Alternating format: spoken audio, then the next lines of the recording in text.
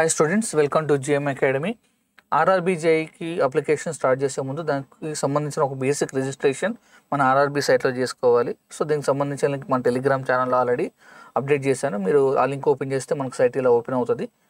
So first మనం nationality select చేసుకోవాలి. దాని తర్వాత ఇండియా కాబట్టి ఇండియా సెలెక్ట్ చేసుకుంటాము. మన పర్సనల్ ఇన్ఫర్మేషన్స్ అంతా కూడా ఎగ్జాక్ట్లీ మన 10th క్లాస్ సర్టిఫికేట్ ఎలా ఉంటే అలాగనే ఫిల్ చేయాలి. సో మన full name as per 10th class certificate fill చేయాలి.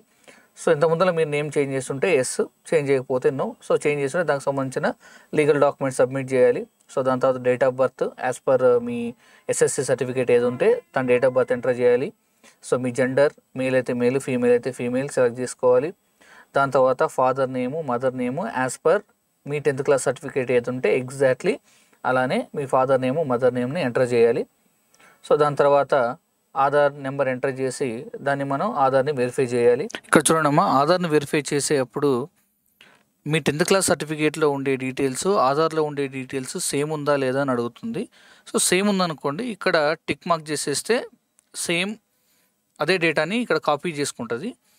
లేదు ఆధార్ కార్డులో ఉన్న నేమ్ ఫార్మాట్ వేరుంది, డేట్ ఆఫ్ బర్త్ వేరుంది, ఎస్ఎస్సి సర్టిఫికేట్లో వేరుంది అనుకుంటే ఇక్కడ యాజ్ పర్ ఆధార్ ఏదైతే డేటా ఉందో ఆ డేటాని ఎంటర్ చేసి మనం అకౌంట్ని వెరిఫై చేసుకోవాలి. సో దాని తర్వాత ఈమెయిల్ అడ్రస్, మొబైల్ నెంబర్ ఇచ్చి, సో ఈమెయిల్ అడ్రస్ ఇచ్చిన తర్వాత ఇక్కడ జనరేట్ ఈమెయిల్ ఓటీపీ అని ఉంది, దాని మీద క్లిక్ చేస్తే మీ ఈమెయిల్కి ఒక ఓటీపీ వస్తుంది.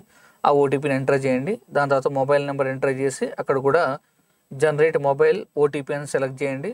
మొబైల్కి ఒక ఓటీపీ వస్తుంది, ఆ ఓటీపీని ఇక్కడ ఎంటర్ చేయండి.